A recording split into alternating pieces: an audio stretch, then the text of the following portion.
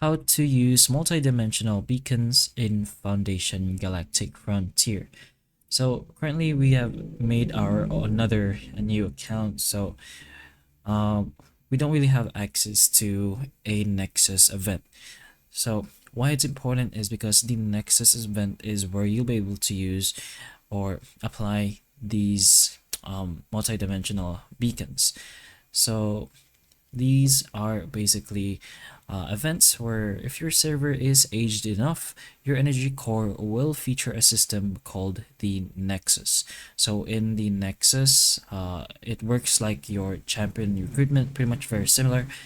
You use those beacons to draw or get upgrade items and echoes for crew members or your ship. So the crew members do everything from help your resource rooms, but pretty much just to increase the strengths of your crews. So again, put in mind that if your server is new, the Nexus, what do you call this? The Nexus system will still not be available.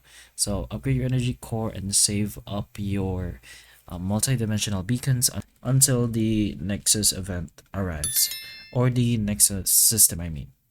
But hopefully the information of this video can help you, and if it can, please like and subscribe for more videos like this, and that's all.